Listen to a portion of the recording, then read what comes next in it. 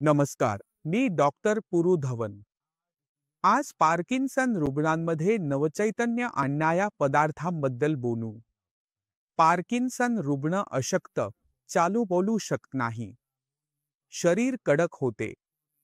अंगात आकडी येत आहे. जर आपण रुग्णाला असे विचारले की आपण त्यांना काही पदार्थ टाळायला सांगू, गवार, तूर, त्यांना असे पदार्थ खायला लावू, तर परिस्थिती सुधारण्याऐवजी आणखी बिघडायला लागते. रुग्ण अधिकाधिक अशक्त होत जातो. रुग्णाने खाणंही कमी केलं असतं. पहिलं काम, पार्किन्सनच्या रुग्णांमध्ये हे तपासावं लागतं की रुग्ण व्यवस्थित जेवत आहे की नाही. जर रुग्णाला भूक कमी लागत असेल तर डॉक्टरांची गरज आहे, कारण भूक वाढवणं महत्त्वाचं आहे. किमान दिवसातून 3 वेळा जेवण द्यायलाच हवं. मी पुन्हा सांगतोय, किमान 3 वेळा. महत्त्वाचं की जेव्हा भूक लागते, रुग्ण जेवण खातोय, त्या जेवणात गाका येतोय. बहुतेक वेळा जेवण देतो, पोळी खातो, भात खातो, डाळी खातो.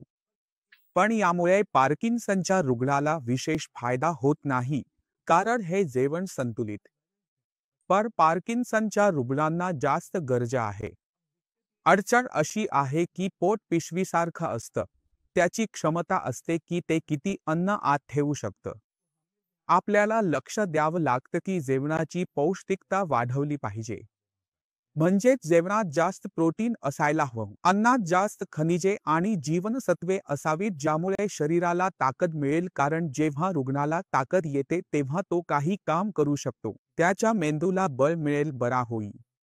म्हणून आपण त्याला काय खायला देतोय हे त्याच्या भुकेवर अवलंबून खूप महत्त्वाचे ठरते. आता आपण नेहमी पोळी खातो, तर एक साधी पोळी पुरेशी होईल का? पार्किन्सनच्या रुग्णाने स्वतः विचार करून बघा. तुम्ही तर देतच असाल, पण काही उपयोग होत नाही ना. आता एक छोटीशी गोष्ट करा. त्यांना साध्या पोळ्या करून द्या. त्यात बीट, पालक असू द्या. ते किसून पिठात मळून रोज त्या पोळ्या त्यांना खायला द्या. आता याने काय होईल? पोळी तीच, पण पौष्टिकता जास्त. पोटात ती पोळी इतकी जागा घेते, पण ताकद जास्त देते. म्हणून या छोट्या बदलांनी पार्किन्सनच्या रुग्णामध्ये दीर्घकाळात मोठे सुधारणा येतात. तर हे पहिलं काम तुम्ही करायचं आहे. दुसरं, जर आपला रुग्ण नॉनव्हेज खात असेल तर त्या रुग्णासाठी मासे खूप चांगले असतात. सी फूड, अंडी आणि चिकन सूप खूप चांगले आहेत. त्यामुळे हे आहारात घाला. चहा मात्र टाळा, कारण त्यात ताकद, विटॅमिन किंवा मिनरल नाही. याऐवजी कुठलाही सूप, मग तो चिकन, माशांचा किंवा डाळी भाज्यांचा असो, चहापेक्षा चांगला आहे. चहा पिण्याची सवय बंद करा. आपण त्याच्या जागी सूपने रिप्लेसमेंट केलं, त्यामुळे आपल्या शरीरात ताकद वाढली. यानंतर आपण जेवणाकडे वळतो. ड्रायफ्रुट्स पार्किन्सन रुग्णांसाठी चांगले आहेत. म्हणून आपण हे ड्रायफ्रुट्स निवडत आहोत. म्हणून असं नाही की सकाळी 4 बदाम दिले की काम झालं. पार्किन्सनच्या रुग्णाचं काम असं होणार नाही. ड्रायफ्रुट्सना जेवणात घालू. जसं समजा तुम्ही घरी पनीर बनवत आहात, बरोबर ना? पनीरची भाजी बनते, मटार सोबत बनते.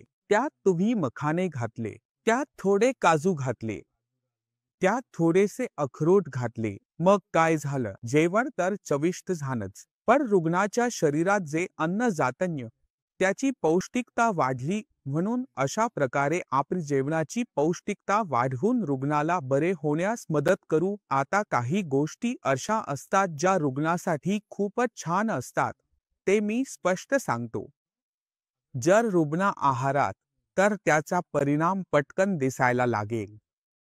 मी सांगितलं की चपाती साधीच खायची आहे, ती भाज्यांसोबत मॅश करून खायची आहे, किंवा तुम्ही पराठा खाऊ शकता, गाजराचा, मुळ्याचा, कांद्याचा.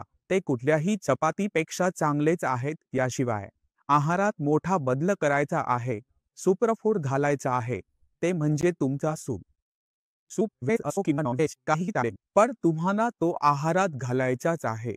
यासोबतच जर तुम्ही एवोकॅडो आहारात घेतले, तर ते पार्किन्सनच्या रुग्णांसाठी फायदेशीर ठरतात, कारण ते शरीरात पोषक घटक पोहोचवतात. आता एवोकॅडो सारख्या गोष्टी आपल्याला शहरांमध्ये मिळतात, पण गावांमध्ये मिळत नाही. म्हणून आपल्याला अशी काही गोष्ट शोधावी लागेल जी गावांमध्येही सहज मिळू शकेल आणि ती म्हणजे मशरूम. मशरूमचा वापर देखील आपल्याला पार्किन्सनच्या रुग्णांमध्ये वाढवायला हवा, कारण मशरूममध्ये अमिनो ॲसिड्सचे प्रमाण जास्त असते, प्रोटीन जास्त असते, विटॅमिन्स आणि मिनरल्स जास्त असतात, जे पार्किन्सनच्या रुग्णाच्या रिकव्हरीसाठी मदत करतात. आता एक चूक सगळेच पार्किन्सनचे रुग्ण करत आपल्या आहारात फळांची मात्रा खूप जास्त वाढवतात. आपला पोट फळांनी भरून घेतात आणि पोळी कमी खातात.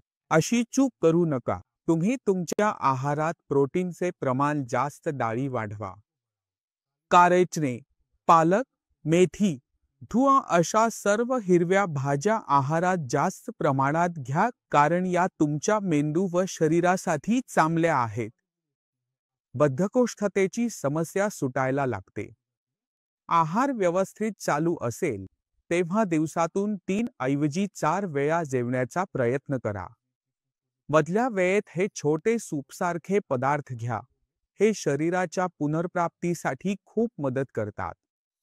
बहुतेक वेळा जेव्हा पार्किन्सनचे रुग्ण येतात तेव्हा त्यांच्यासोबत त्यांच्या घरचे लोकही असतात. ते म्हणतात, डॉक्टर साहेब, औषधांचा भाग तर ठीक आहे, पण आम्हाला असे काही हेल्थ सप्लिमेंट्सही सांगा जे रुग्णाला द्यावेत आणि रुग्ण लवकर बरा व्हावा. मग आमच्याकडून त्यांना फक्त एक प्रश्न विचारला जातो की, मी जे सप्लिमेंट लिहिणार आहे ते तुम्ही पुढची 10 ते 20 वर्षे द्याल का? तर त्यांचा चेहरा थोडासा बदलतो. 10 ते 20 वर्ष काळ द्यावा लागेल.